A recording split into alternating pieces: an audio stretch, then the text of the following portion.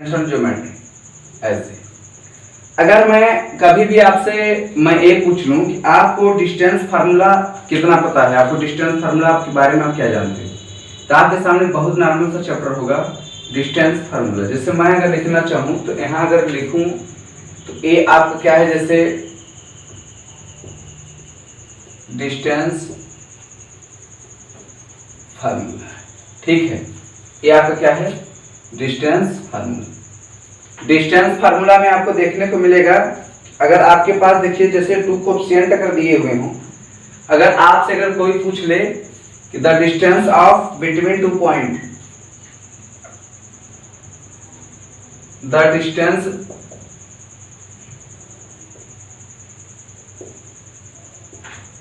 Between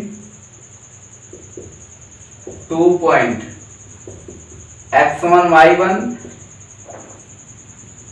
and x2 y2, ऐसे अगर आपके सामने 2 कोएफिशिएंट अगर पूछ ले आपसे, एक आपका x1 y1 दूसरा x2 y2, इसके लिए आप कौन सा मेथड लागू करोगे? ये आपके लिए बेहद ही सिंपल है। अगर आपसे 2 पॉइंट के डिस्टेंस अगर पूछता है तो आप उसके लिए a b equal to root x2 minus x1 whole square y2 minus y1 whole square बड़े प्यार से लिख देते थे। तो आपको भाई ये मैथ है, ये आपका 2 डायमेंशनल ज्योमेट्री है जो बहुत ही आप लोगों को ताबड़तोड़ और बहुत ही ढंग से बना देती है। अगर कभी भी आपसे, ये तो द डिस्टेंस बिटवीन 2 पॉइंट का था x1 y1 x2 y2, कभी आपको अगर पूछ ले the distance between 1 point x1 और y1, अगर a पूछ ले तो आप क्या बताओगे? तो a आपकी वैल्यू टोटल हो जाएगी क्या, ए बी इक्वल टू, आप बड़े आसान तरीके से कर सकते हो x1 whole square plus y1 whole square. ये बड़ा ही आसान है, बहुत ही जबरदस्त चैप्टर है, इसको आप समझ भी सकते हो, इसको समझने में आपको परेशानी भी नहीं होगी। अगर आपसे बाय चांस कभी भी 2 सेक्शन वाले फार्मूले में अगर आपसे कभी भी कोई भी वैल्यू अगर पूछ ले, तो आप निसंदेह क्वेश्चन को कैसे कंप्लीट करोगे, ये आपके ऊपर डिपेंड करता है। मैथ क्या है, अगर मैथमेटिक्स में अगर आप देखना चाहोगे मैथमेटिक्स में आपको कैसे कैसे चीजों का सामना करना पड़ेगा, तो सारी चीज आपके सामने अवेलेबल है, आप इसे देख सकते हैं, उसको समझ भी सकते हैं। तो चलिए मैं आगे बढ़ता हूँ। और भाई आपसे कुछ मैं शर्त लेके आया हूँ, जैसे दूसरा है सेक्शन फार्मूला, सेकंड है सेक्शन फार्मूला। मेरे भाई अगर आपको सेक्शन फार्मूले पर क्या करना है, डिस्कस करना है, तो आप इस चैनल से जुड़े रहिए, ठीक है। तो सेक्शन फार्मूला में अगर आपको पता है the coordinate of the point p x y, the coordinate of the point, ठीक है, ऑफ द पॉइंट a आपका p x y हो गया। अगर भाई आपसे dividing the line join the point, dividing the line join the point, dividing the line joined the point, joined the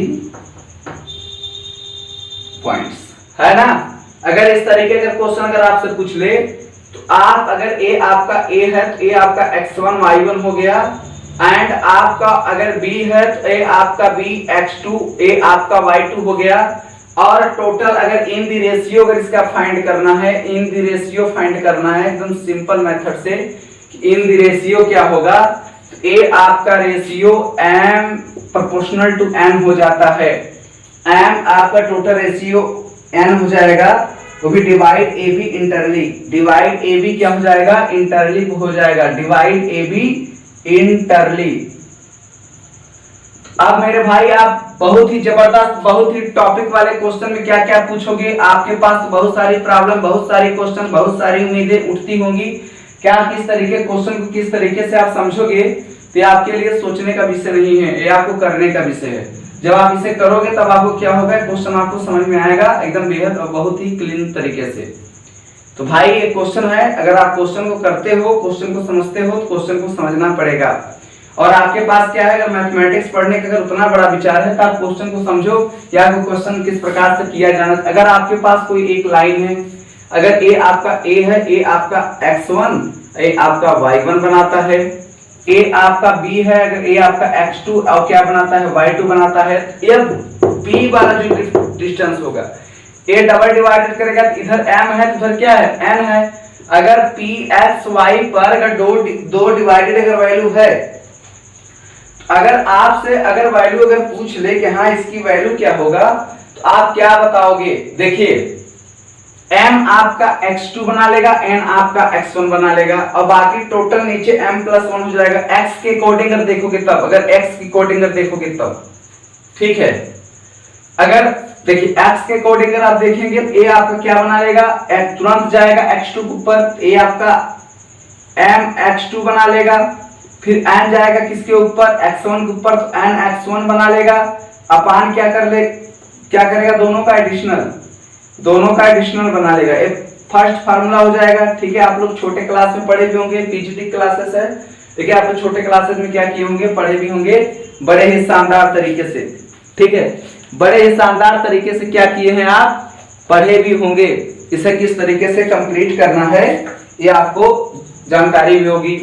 अगर by chance आपसे y यहीं पर पूछ रहे तो y के लिए क्या करोगे, तुरंत आपका m क्वालिफाई करेगा y2 के ऊपर, तो m आपका y2 हो जाएगा, तो n आपका क्या हो जाएगा, n तुरंत आएगा इसके ऊपर, तो a आपका n y1 हो जाएगा और m+n हो जाएगा। इस तरीके से अगर डबल पार्ट में m डिवाइडेड बाई n में अगर काटता होगा तो a सारी वैल्यू आपके सामने क्या होगा, अवेलेबल करेगा। वो भी एक इस पर, अगर आपको a इंटरनली पर अगर काटता होगा तब, अगर ये इंटरनली पर अगर काटेगा तब आपकी वैल्यू क्या होगा, a आप यूज करोगे बड़े ही आसान तरीके से।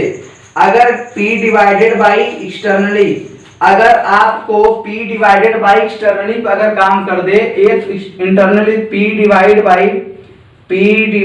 बाई अगर आपकी वैल्यू अगर एक्सटर्नली पर अगर काम कर दे मेरे प्यारे पीजीटी फ्रेंड्स, तो आप लोग एक तरीके से बता सकते हो कि जो आपकी वैल्यू बनी थी a का a रह जाएगा, तो इसको आपको x1 बोलेंगे, a आपका y1 हो गया, a आपका b था तो इसको x2 बोलेंगे, a आपका y2 हो गया। बड़े शानदार बड़े बेहद तरीके से।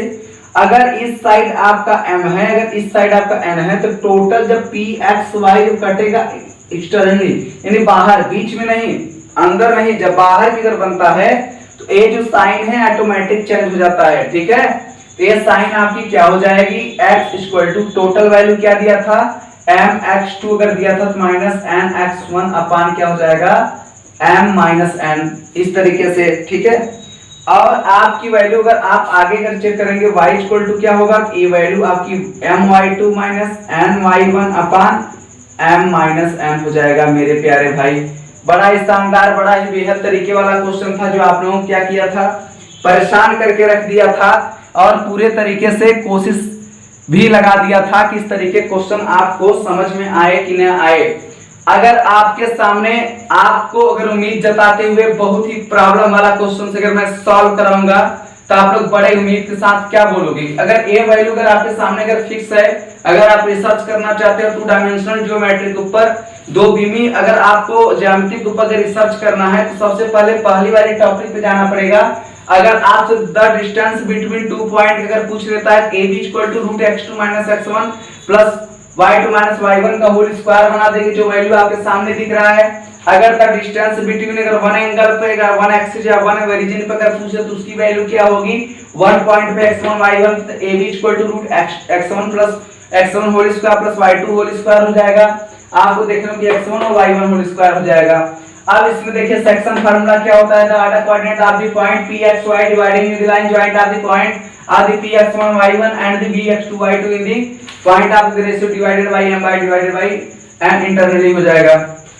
अब अगर आपके पास अगर ये वैल्यू अगर आपको पता है और आप ये बोल सकते हो कि x equal to mx2 plus nx1 upon m plus n हो जाए, अगर y equal to my2 plus ny1 upon m plus n हो जाए, ये वैल्यू आपका इंटरनली होता है। अगर आपसे कभी-कभी p डिवाइडिंग बाय, अगर आपसे कभी-कभी p dividing by externally question में अगर आपकी x1 y1 की वैल्यू अगर सेम एकदम बेहतर तरीके से अगर पूछ रहे तो आप क्या बोलोगे, ये बताओगे कि इसकी वैल्यू आपके सामने कैसी किस तरीके से पेश होगा। आप ये बोलोगे कि इसकी वैल्यू एकदम बेहतरीन तरीके से पेश होगा। Coordinate of the mid point the coordinate जो आपकी ऑफ दी, अगर मिड पॉइंट, अगर मेरे सज्जन पुरुष, मेरे भाई बहन, जितने भी मेरे पढ़ने वाले स्टूडेंट हैं, अगर आपसे द कोऑर्डिनेट ऑफ दी अगर मिड पॉइंट अगर पूछ ले तो ए वैल्यू x1 प्लस x2 का अपान 2 हो जाएगा, y1 प्लस y2 का अपान 2 हो जाएगा। ए आपको जानने लायक है, अगर आप जानेंगे इसकी वैल्यू समझ में आपको आएगी। आपसे आगे अगर ये वैल्यू अगर पूछा है तो आप लगाने में एक जरा सा भी कंफ्यूजन नहीं करेंगे। अगर आपसे कभी भी एरिया आप अगर ट्रायंगल पूछ ले, आपसे कभी भी अगर एरिया आप अगर ट्रायंगल पूछ ले मेरे भाई, अगर आपसे कभी भी एरिया आप ट्रायंगल अगर पूछ ले आपके टोटल पेपर में, तो आप एरिया ऑफ ट्रायंगल के लिए कौन सा फार्मूला यूज करते हैं? आप ये बताओ भाई, अगर मैं लिख दूं the area of a triangle whose vertex, the area of triangle, the area of triangle whose vertex, vertex में होता है जितनी उसके वर्टेक्स हो, साइड हो, अगर हुज वर्टेक्स में मैं क्या दे दूं, ए आपका बनाएगा ए x1 y1, बी आपका बना लेगा x2 y2 and C equal to क्या बना लेगा मेरे प्यारे भाई x3 y3। अगर ऐसे कंडीशन में, अगर ऐसे कंडीशन में आपकी अगर वैल्यू इस तरीके से अगर पूछ ले तो आप कौन सा फार्मूला अगर यूज करोगे? आपको पता है ए आपका 1/2 हो जाएगा। आप क्या लिखोगे? ये आपकी देखिए ब्रैकेट आपकी इसकी value x1 y2 x2 y3 x3 y1 first bracket में हो जाएगा। इसके बाद देखिए माइनस का सिंबल हो जाएगा, y1 आपकी टोटल देखिएगा x2 y2 x3 आपकी इस तरीके से, तो y3 x1 हो जाएगा। इसके बाद आप आगे देखिएगा, अगर आपको इस क्वेश्चन को सॉल्व करना है बहुत बड़ी टेक्निक से, देखो भाई, तो ए आपका अगर x1 y2 था, ए आपका x2 y3 था, तो x1 y2 में क्या रिलेशन है? x1 और y2 में रिलेशन, y1 का x2 में रिलेशन, तो y1 का x2 में जब रिलेशन होगा तो ये किस तरीके से हो रहा है? आप ये चीज पता करेंगे कि ये चीज भाग रहा है, जैसे x1 x2 x2 y3 x2 y3 इस तरीके से भाग रहा है। अगर x1 से अगर y2 ले रहे हैं तो x2 से क्या लेंगे? y3 लेंगे। इस तरीके से क्वेश्चन बन रहा है। अब अगर y3 अगर ले लिए x3 से क्या लेंगे? y1 ले लेंगे। सारी वैल्यू इसका क्या एकदम सिक्योर है। अब देखिए इसमें आपका y1 अगर लिए, इसमें आपको x2 लेना पड़ेगा, ठीक है। अगर उसमें आप देखेंगे, उसमें अगर आप y2 लेंगे आपको टोटल x3 रखना पड़ेगा। सारी वैल्यू इंक्लूडेड है। तो चलिए आगे देखते हैं। 1/2 है, ए आपकी x1 plus y2 plus x2 y3 plus x3 y1 minus y1 x2 minus y2 x3 plus minus y3 x1। ये आपका माइनस की वजह से जो अंदर का साइन था कैसा हो गया? चेंज हो गया। अब मेरे भाई आपसे मैं बार बार विनम्र करूंगा कि इसमें से आप एक चीज का कंफ्यूज अगर करेंगे, इसकी वैल्यू आपको देखने को मिलेगा। बड़ा शानदार क्वेश्चन है। आप इसमें से मैच कराइए कौन सी वैल्यू मैच कर रहा है। भाई x1 y2 यहाँ है तो y2 माइनस x3 यहाँ है, ये मैच किया, प्लस x2 y3 लिख लिया। अब y3 वाला मैटर फंस रहा है, इसमें भी है। देखिए ये आपका y3 x1 हो गया, प्लस है प्लस हो गया, x3 y1 है, x3 y1 हो गया। अब इसकी वैल्यू किससे मैच कर रहा है? माइनस y1 x2 से मैच कर रहा है। अब मेरे भाई इसमें पूरे कितने टर्म हैं? इसमें 1 2 3 4 5 6।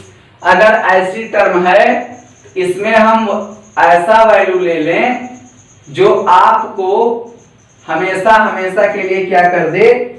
क्वेश्चन पे ला दे। तो वैल्यू डिफरेंट है,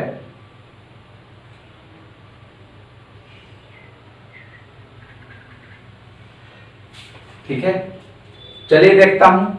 इसमें y2 अगर लेंगे आप x1 माइनस x3 बना लेगा। अगर इसमें y3 लेंगे x2 माइनस x1 बना लेगा। अगर इसमें y1 लेंगे तो इसमें x3 माइनस x2 बना लेगा। ये आपकी टोटल डिफरेंस हो गया। जहां आप x1 लेते थे वहां आपको y2 की डिग्री मिली है। आप दोनों कंडीशन से करेंगे तो भी इसकी वैल्यू क्या होगी, एकदम सटीक होगी। या 1/2 लिख करके x1 ले लीजिए तो y2 माइनस y3 आपकी टोटल वैल्यू, और y2 अगर आपको x2 लेंगे तो आपकी वैल्यू क्या आ जाएगी, y3 माइनस y1 आ जाएगी। अगर आप और आगे देखेंगे x3 अगर लेंगे तो आपकी वैल्यू क्या हो जाएगी, y1 माइनस y2 हो जाएगी। अगर आप इसे पिछले वीडियो में आप लोग मैट्रिक्स तो पढ़े होंगे, अगर मैट्रिक्स अगर पढ़े हो तो आप लोग समझिएगा अर करके आप 1/2 ए टोटल आपका x1 x2 x3 ले लेगा, ये आपका y1 y2 y3 लेगा, f0 0 0 ले लेगा। ये आपकी मैट्रिक्स वाले फार्मूले से आप क्या कर सकते हो, इसको कंज्यूम करके सॉल्व कर सकते हो बहुत ही बेहतरीन, बहुत ही शानदार तरीके से। ये आपका टोटल जितने भी एग्जामिनेशंस के पेपर हैं सारे पेपर में पूछा है विदाउट किसी कंसेशन के। पीजीटी हो गया आपका, जेआरएफ और जी के पेपर में, जेई, ठीक है। आईआईटी जी जो होता है उसके पेपर में काफी सारे पेपर्स में ये वैल्यू आपसे पूछ चुका है और बड़े बड़े क्वेश्चंस को कंप्लीट करा कर आपको कंफ्यूज में डाल चुका है ऐसे सारी वैल्यू। तो भाई अगर आप एक मैथ के फेमस और मैथ प्रसिद्ध अगर क्या है आप स्टूडेंट हैं और लाइक अगर आपको क्या है लगाने की उम्मीद है तो आप इस पर भी आ सकते हो। The area of quadrilateral whose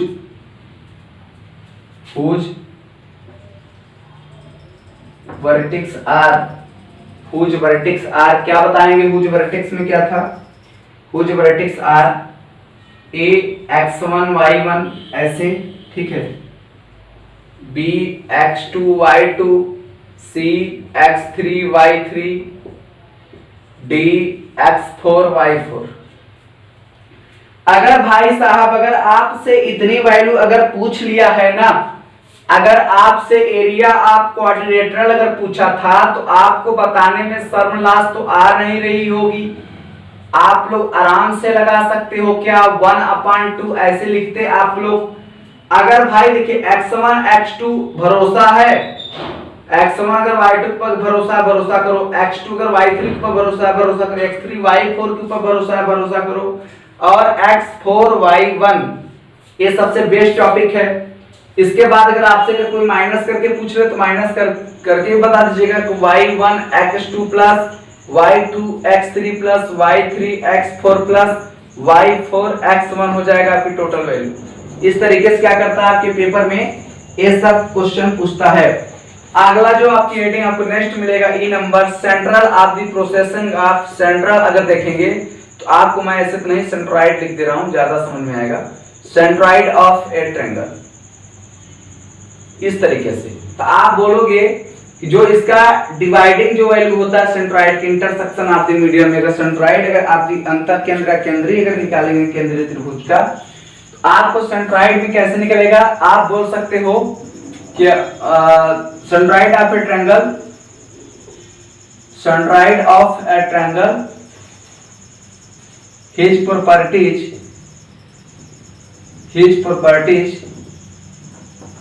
may be calculate a x1 y2 b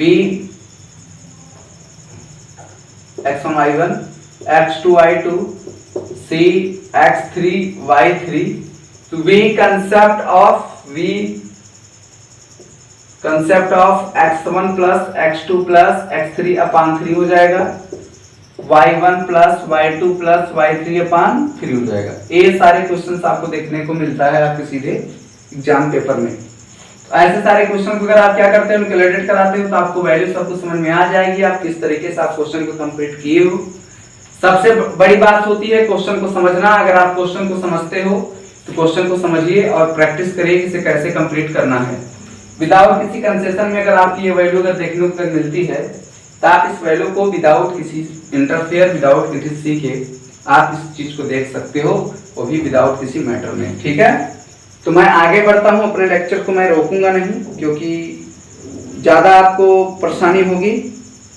in centre of a circle, आपसे अगला पूछेगा इन सेंटर ऑफ ए सर्कल क्या होता है।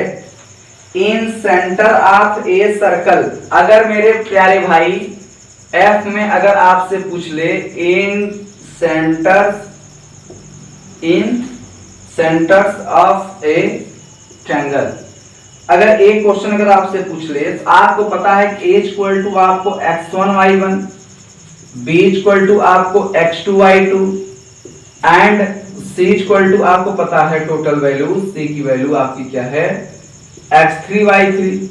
तो भाई अगर आपको ax1 bx2 bx2 cx3 अगर अगर टोटल वैल्यू अगर निकालना चाहोगे तो आप a plus b plus c तो लिख सकते हो ना, और ay1 plus by1 plus cy1 अपान क्या हो जाएगा a plus b plus c, इसको भी तो आप लिख सकते हो। जब आप दोनों वैल्यू जब आप लिखेंगे तो आपकी वैल्यू जो आएगी वो आपका 100% करेक्ट होगी, इसमें किसी प्रकार से कोई कमी नहीं रह जाएगी। समझ में आया? ये आपको समझना आसान है, देखना आसान है, और आप इसे देख करके अगर क्या करोगे, अगर आप देख करके अगर इग्नोर करोगे आप कहीं न कहीं आप धोखा जरूर खाओगे। ए बी सी ट्रायंगल की साइड्स हैं, ए मानो बी मानो सी, ए बी सी, इस तरीके से।